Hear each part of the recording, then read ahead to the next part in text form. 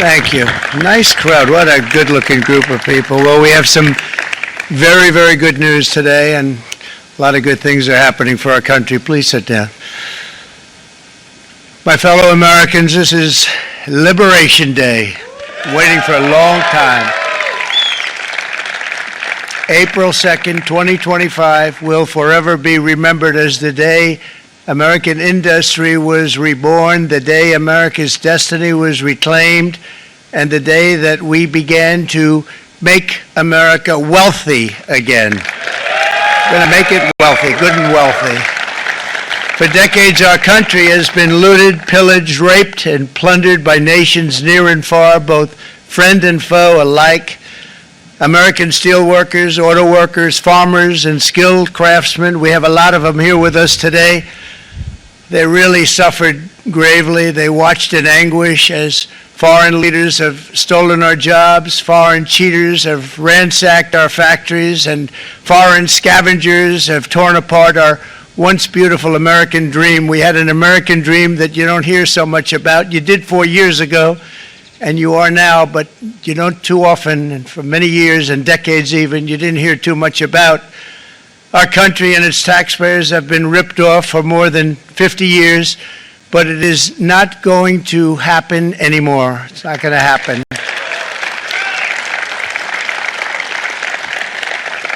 In a few moments, I will sign a historic executive order instituting reciprocal tariffs on countries throughout the world. Reciprocal, that means they do it to us and we do it to them.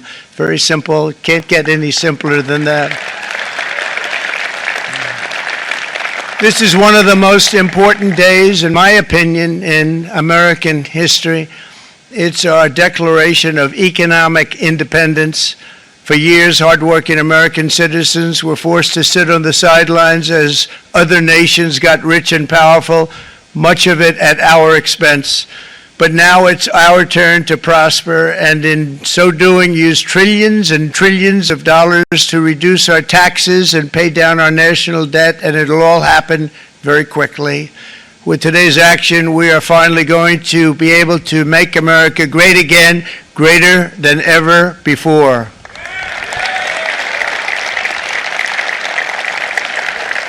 Jobs and factories will come roaring back into our country, and you see it happening already.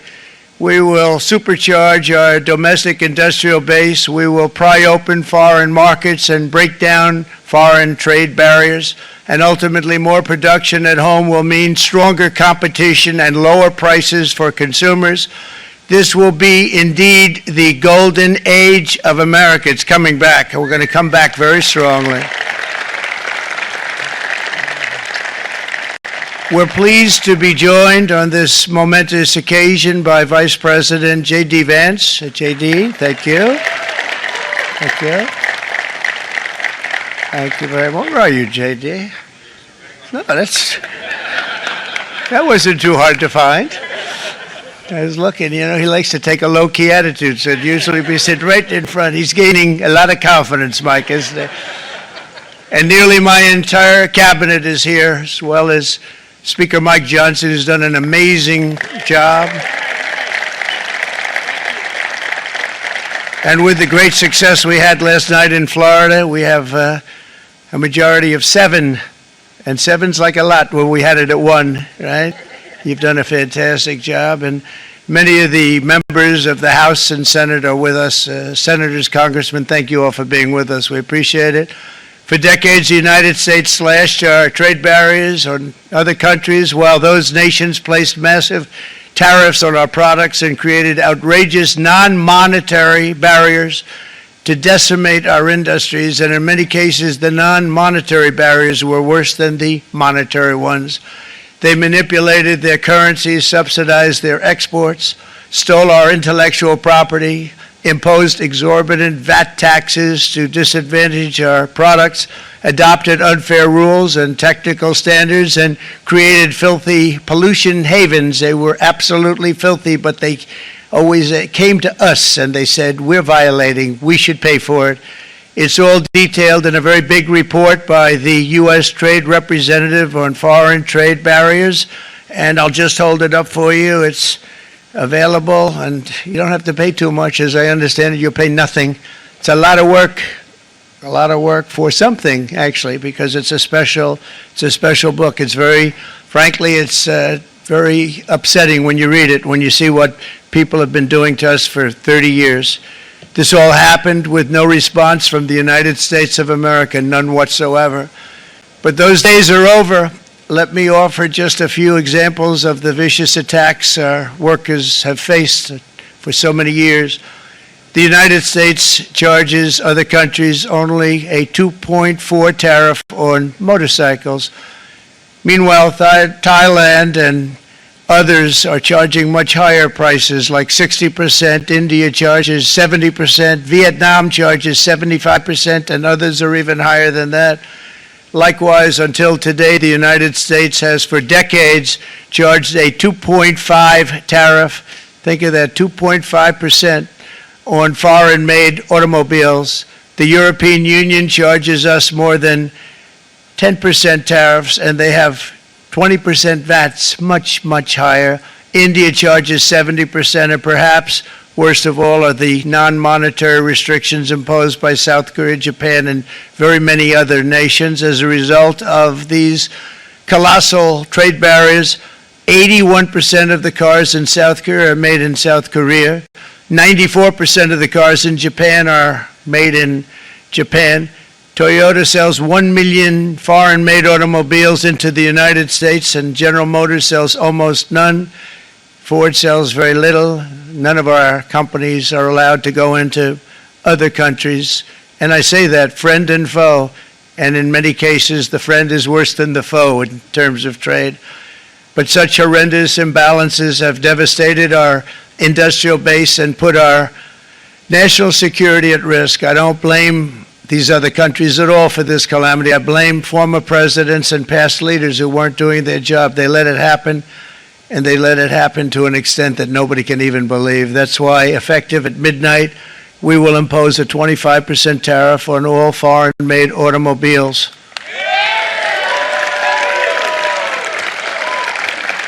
Thank you. Brian, I'd like to have you come up here for a second, okay? I just see him sitting. He's been a fan of ours, and he understands this business a lot better than the economists, a lot better than anybody. Brian, say a few words, please, would you? Thank you, Mr. Thank you. President. It's a great honor to have you. Thanks. Thank you, Mr. President. I grew up just north of Detroit, Michigan, in Macomb County, known as the home of the Reagan Democrats. My first vote for president was for Ronald Reagan. I thought that was going to be the best president I ever saw in my lifetime until Donald J. Trump came along. I have watched my entire life, I have watched plant after plant after plant in Detroit and in the metro Detroit area close. There are now plants sitting idle. There are now plants that are underutilized, and Donald Trump's policies are going to bring product back into those underutilized plants. There's going to be new investment. There's going to be new plants built. And the UAW members, and I brought 20 of them with me, they're sitting right over here. We support Donald Trump's policies on tariffs 100%. So, Mr. President, we can't thank you enough. And in 6 months or a year, we're going to begin to see the benefits. I can't wait to see what's happening 3 or 4 years down the road. Thank you, Mr. President. Thank you so much. Thank you. What a great guy. He got it right from the beginning. He got it before almost anybody else. This group over there, they got it too. And you know, we won the state of Michigan. We won almost all of them, but we won Michigan by a lot, and I want to just thank you all. The auto workers were fantastic. The Teamsters were fantastic.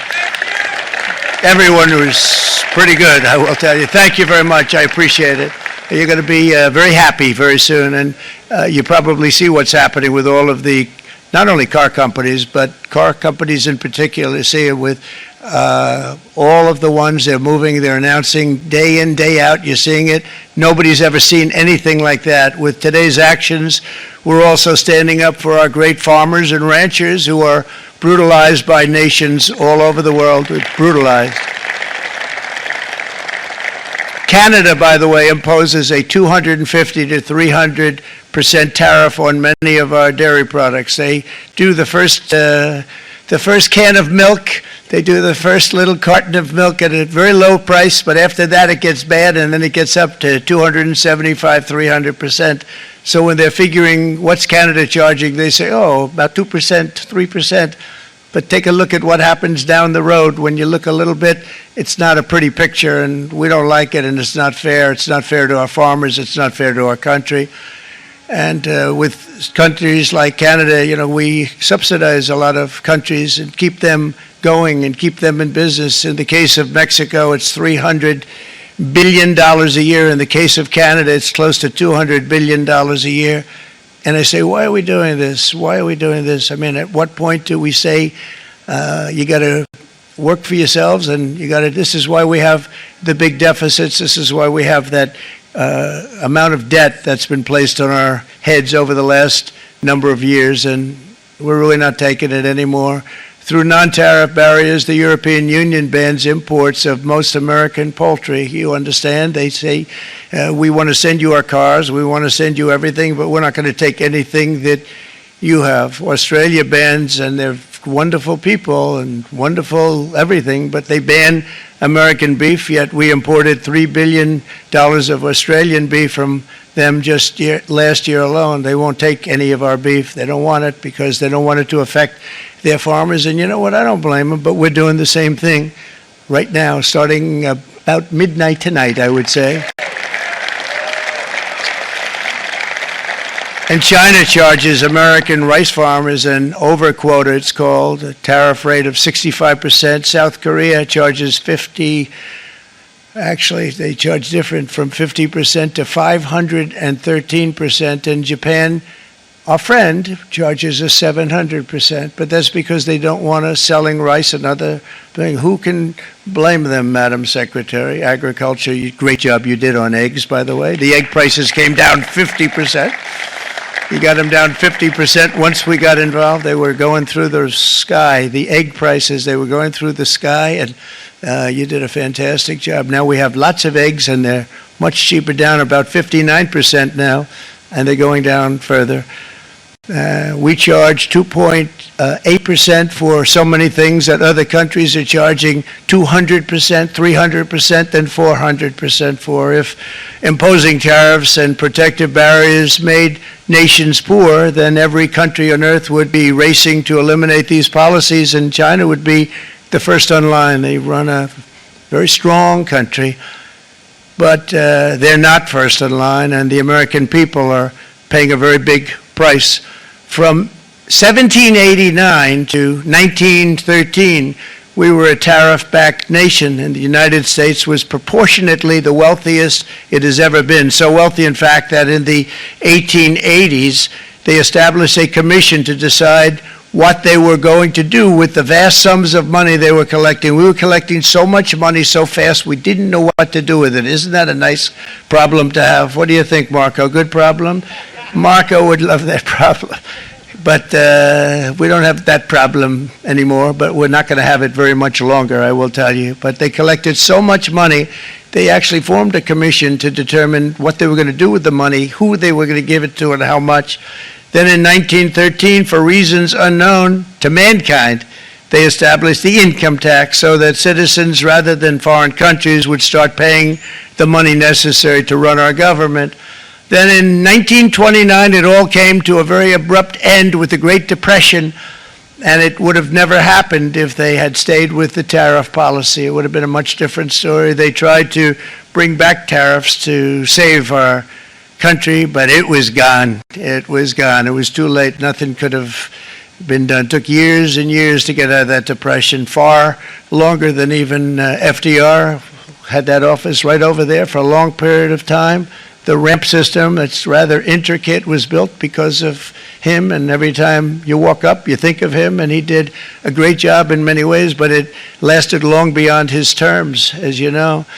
But it's not too late any longer, and we're going to start being smart, and we're going to start being very wealthy again. We're going to be wealthy as a country because they've taken so much of our wealth away from us. We're not going to let that happen. We truly can be very wealthy. We can be so much wealthier than any country. It's not even believable, but we're getting smart. Nearly a century later, in the face of unrelenting economic warfare, the United States can no longer continue with a policy of unilateral economic surrender. We cannot pay the deficits of Canada, Mexico, and so many other countries. We used to do it. We can't do it anymore. We take care of countries all over the world. We pay for their military. We pay for everything they have to pay. And then when you want to cut back a little bit, they get upset that you're not taking care of them any longer. But we have to take care of our people, and we're going to take care of our people first. And I'm sorry to say that.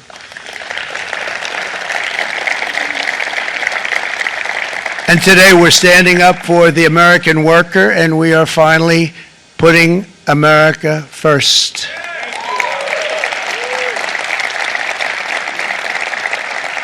In Sleepy Joe Biden's last year in office, the United States hemorrhaged 100,000 manufacturing jobs, and the number was going through the roof at levels never seen before, and our trade deficit reached a record $1.2 trillion, which is unheard of. Since the beginning of NAFTA, the worst trade deal ever made, it was a horror show. I was able to terminate it. They all said you'd never be able to get it out. We had to get approval from Congress to get it terminated. We had to live with that deal. It was the worst trade deal ever made by far. But since the very beginning of NAFTA, our country lost 90,000 factories. Think of what that is, 90,000. Think about putting a map up and putting tax on it. You wouldn't have enough room. 90,000. I said, is that possible? We had it checked 4 different times, and it was actually somewhat higher than that. And 5 million manufacturing jobs were lost while racking up trade deficits of $19 trillion. That was the worst trade deal ever made. As a result of these gigantic losses, foreign nations now own $26 trillion more of American assets than think of this, than the Americans own of their own foreign assets or other foreign assets. The United States can no longer produce enough antibiotics to treat our sick. We have a tremendous problem. We have to go to foreign countries to treat our sick. If anything ever happened from a war standpoint, we wouldn't be able to do it. We import virtually all of our computers, phones, televisions, and electronics. We used to dominate the field, and now we import it all from different countries. A single shipyard in China now produces more ships every year than all of the American shipyards combined. Think of that. And it was a business that we used to dominate. We used to dominate it totally.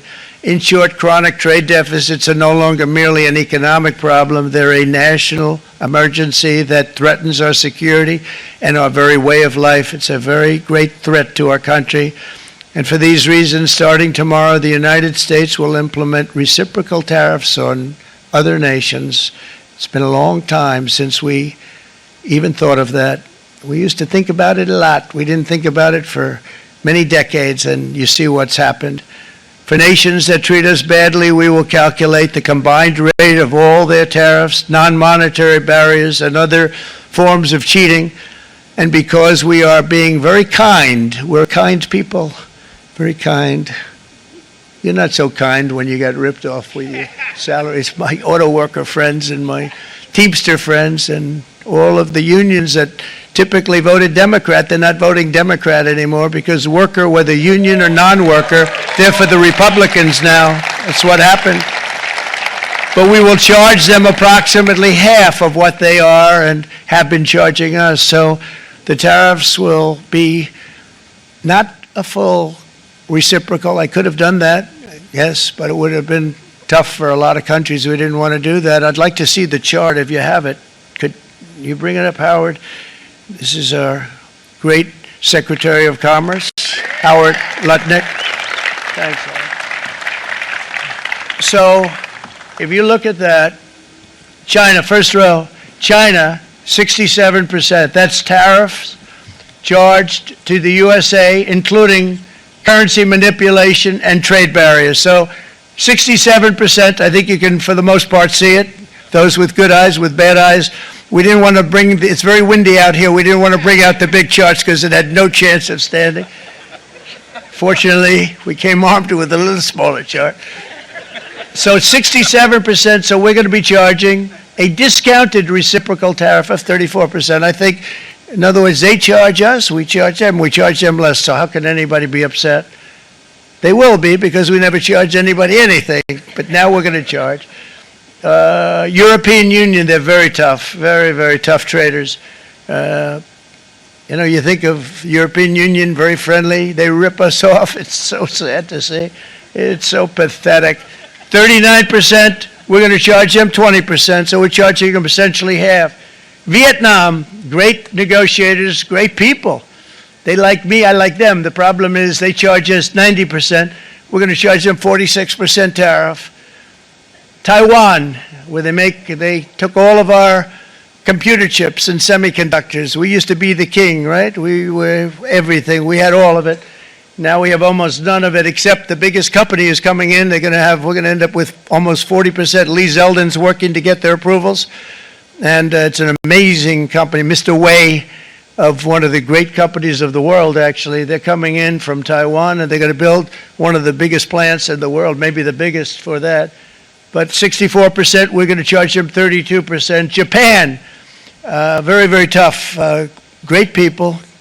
And again, I don't blame the people for doing it. I think they're very smart in doing it. I blame the people that sat right in that Oval Office, right over there, right behind the Resolute desk, or whichever desk they chose.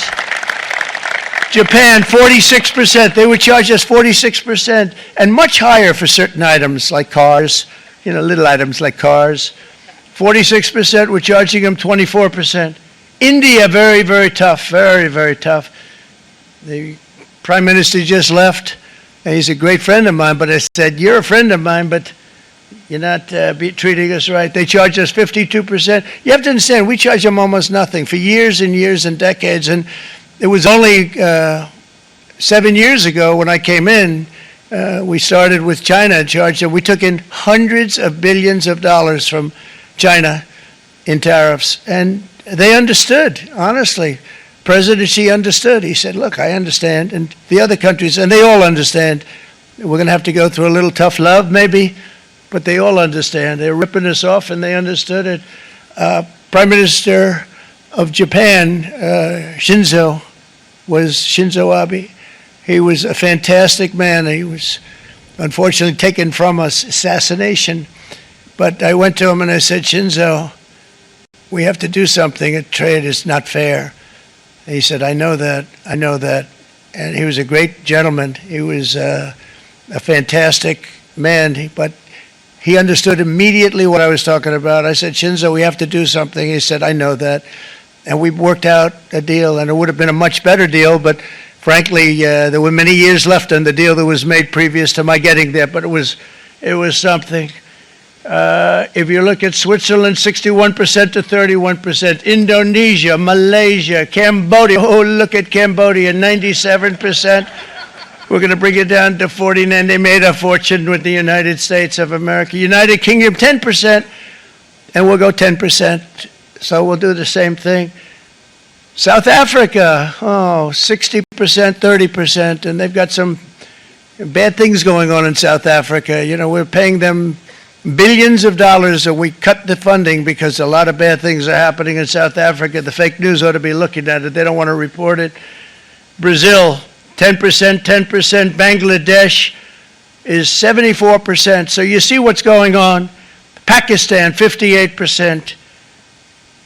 Sri Lanka, 88%. So what we're doing is we're taking not the full, we could take the full 88%. Thanks a lot, Art. He's doing a very good job. How's he doing, all right? I think you better take it with you. It's not going to last very long. He's going to put it, it's going to follow you down with the wind. I brought a hat just in case it got too windy, but here, would anybody like a hat? I'm not giving it to a cabinet. I'm giving it to the auto workers. Come here.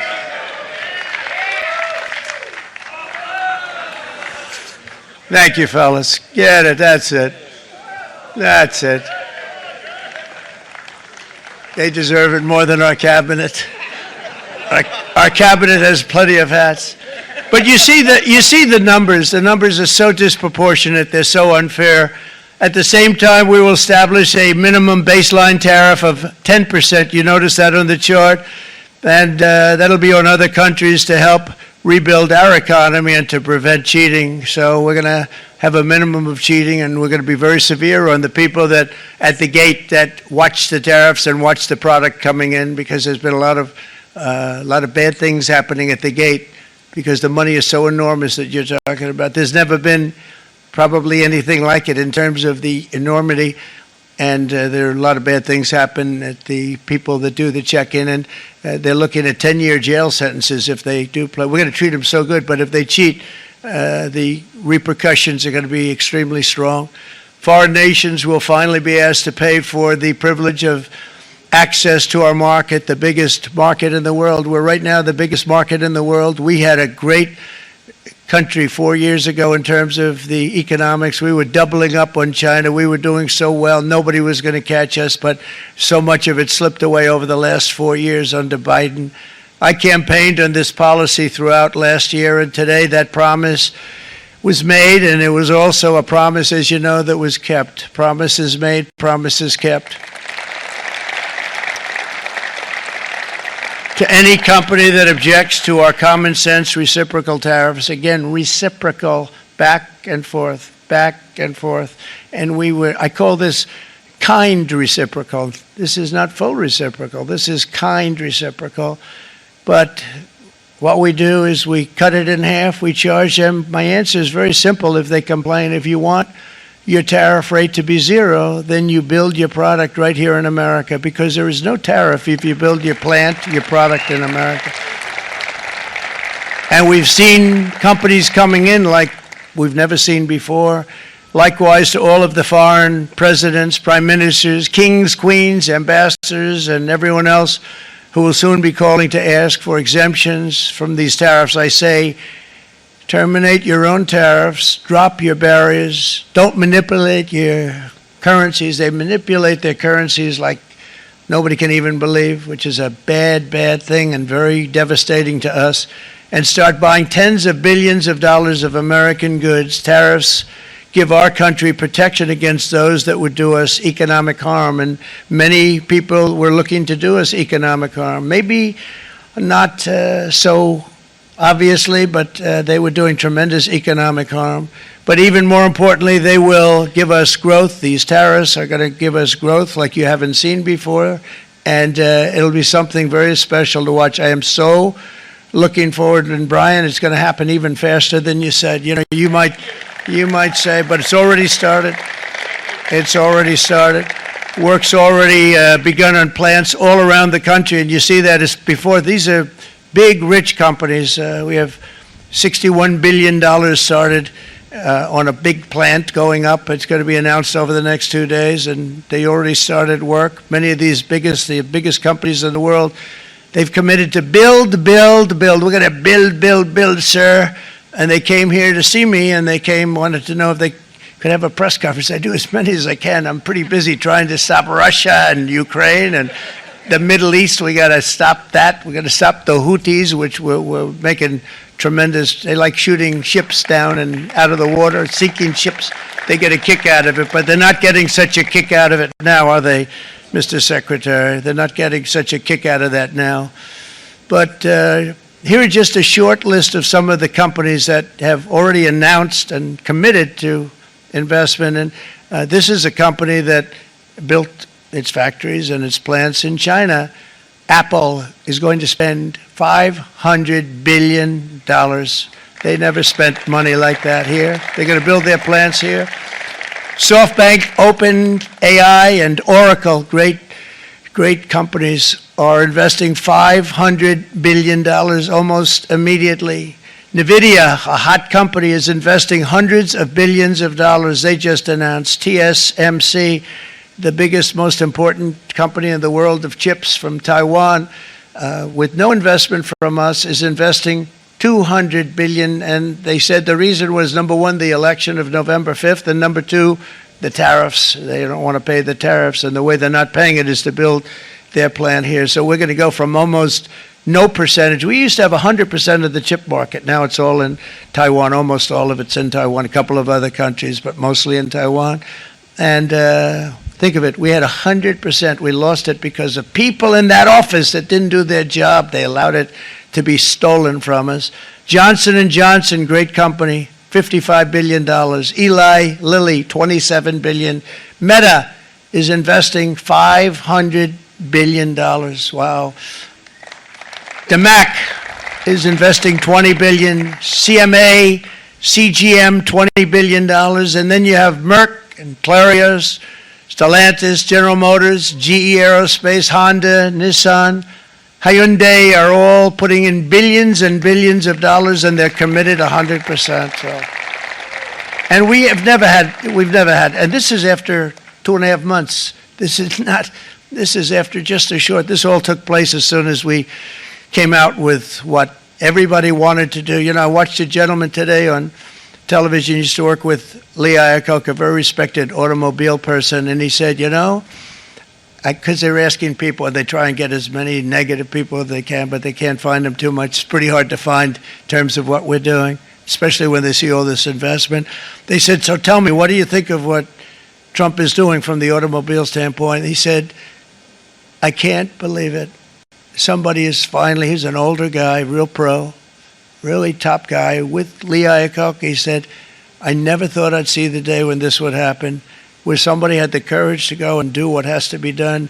This is transforming our nation. Our entire nation is going to be transformed, not only with the cars, but on every single other item that's built. We're going to become an industrial powerhouse. And he said that so beautifully today. In fact, I'm going to find out, I'm going to get a tape.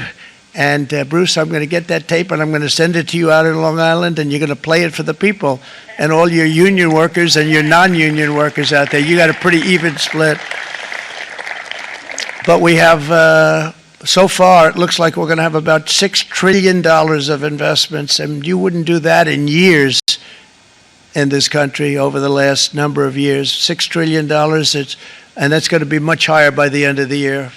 And think of what $6 trillion is.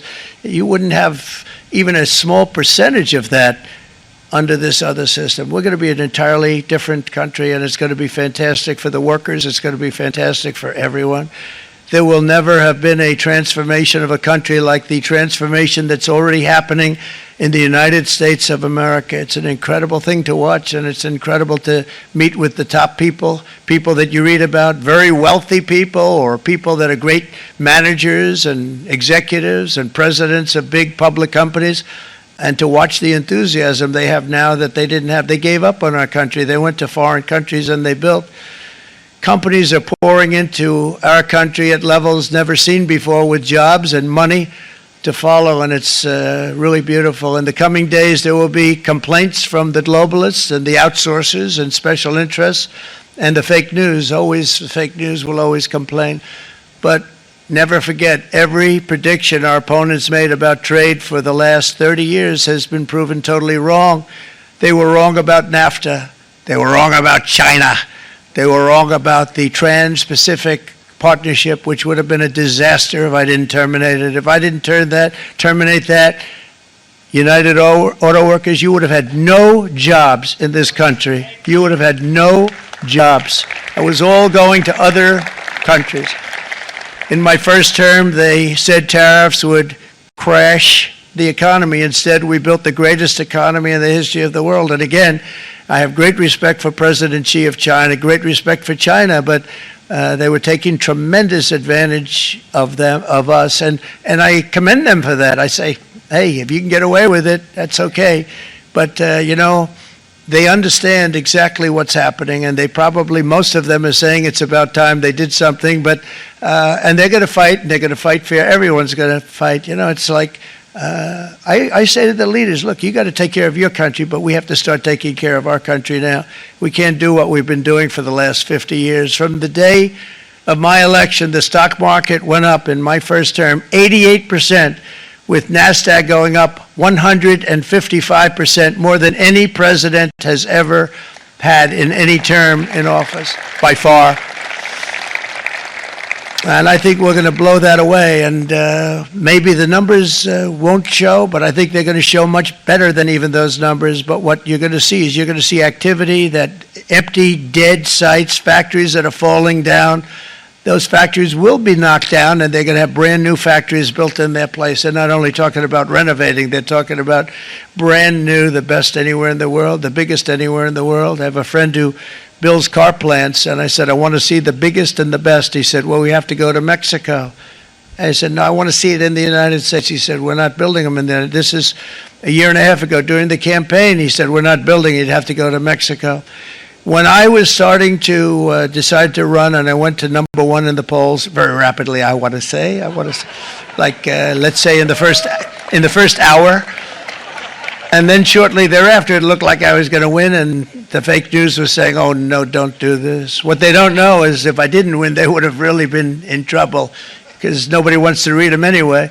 But I tell you what, when it looked like I was going to win, I announced that I was going to be doing exactly what we're talking about today. Great consistency, actually, because I've been talking about it for 40 years, but because I saw what was happening 40 years ago. If you look at my old speeches when I was young, very handsome, my old speeches, and that people would say, I'd be on a television show, I'd be talking about how we were being ripped off by these countries. I mean, nothing changes very much. The only thing that changed were the countries, but nothing really changes. But it's why it's such an honor. It's such an honor to be finally able to do this. If you look at China, I took in hundreds of billions of dollars in my term, hundreds of billions. They never paid 10 cents to any other president, and yet they paid hundreds of billions, so much so that Biden couldn't do anything. They wanted to try and terminate it because he had a very special relationship with China. You know what the relationship was? He had a special relationship. But the numbers were so big, that they couldn't do it. So they did ease it up. They did things that they shouldn't have done. They made it a lot more comfortable for them, but they couldn't do it because the numbers were hundreds of billions of dollars, and I did that.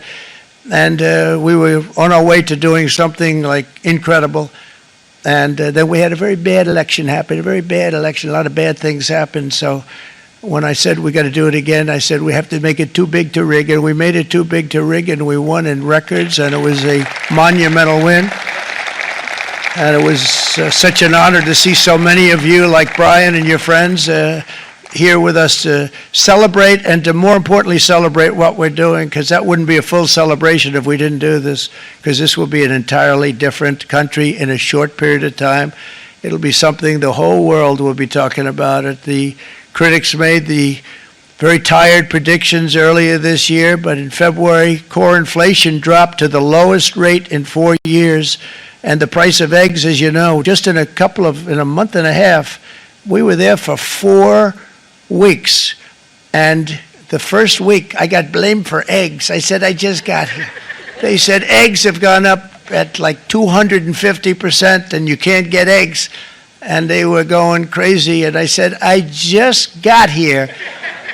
And then we got to work on eggs, and we got to work on everything, and our great Secretary of Agriculture, you did a fantastic job, Brooke Rollins, she did a fantastic job. And as I said before, the price of eggs dropped now 59%, and they're going down more, and the availability is fantastic. They were saying that for Easter, please don't use eggs. Could you use plastic eggs? I said, we don't want to do that. We want to, and you really came through. It's an amazing job. Thank you very much, Brooke. You did great. But likewise, an old-fashioned term that we use, groceries. I used it in the campaign. It's such an old-fashioned term, but a beautiful term, groceries. It sort of says a bag with different things in it. Groceries went through the roof, and I campaigned on that. I talked about the word groceries for a lot. And energy costs now are down, groceries are down, gasoline is way under $3, and people are beginning to be able to buy things and live again. We brought prices way down. We created 10,000 already in a few weeks, new manufacturing jobs, and it was that took place in 1 month, numbers that they haven't seen in a long time. We had virtually no inflation under my term. We had virtually no inflation for 4 years. But after transitioning over to Sleepy Joe, it went from almost non-existent to the highest in the history of our country. They're the highest inflation in the history of our country, brought up by energy and bad spending and bad policy, and a lot of bad things happened. How about allowing millions and millions and millions of people to pour into our country with open borders, where it's so sad to see even now. And I see our great secretary you have done. Stand up, please, Christy. Stand up. Christy Noem and Tom Homan. These people are doing a great job, but gotten them out in records. We have problems with judges that don't want them to go out. They want Tren de Aragua, and they want MS-13, the most vicious gangs ever. Nobody's ever seen anything like it. Absolute killer gangs. They kill people. They don't even think about it. And we put them out, and we have judges now, radical left judges that they don't want them to go out. They want them to even be brought back. Let's bring them back. You've done a fantastic job, and please thank everybody. Homeland Security, thank everybody. Appreciate it. And we now have a border that's the best border that we've ever had, even better than it was my first term. My first term we did good, but this one we really specialized in. We've done really well. And we had records then. We had the best, safest border. 4 years ago, we had the best border there ever was. And now we have, you've actually matched it and done even better. And we're going to get it down the right way. And we want people, by the way, to come into our country, but we want to come in through a legal process. We want them to come in legally. We need more people. We need people to run these plants and to help the auto workers and the Teamsters and the non-union people and everybody else. But we need people and the farmers. And we're going to let people come in, but they want to come in. We want them to come in legally. They have to have the capability of loving our country, not people that hate our country. We don't want them in our country. And now we're going to pass the largest tax cuts in American history, and that's where we're relying on Mike and John Thune. And we will not cut Social Security, Medicare, or Medicaid benefits, and the Democrats will, because if they got in, the entire economy would collapse. This country was heading for a collapse under the people that you saw. They were horrible. I think one of the reasons people like the job, I have my highest approval ratings because I think they're comparing me to the worst administration in the history of our country, so I appreciate that at least. But Speaker of the House, Mike Johnson, and Senate Majority Leader, appreciate it, Mike. John Thune have been fantastic, by the way.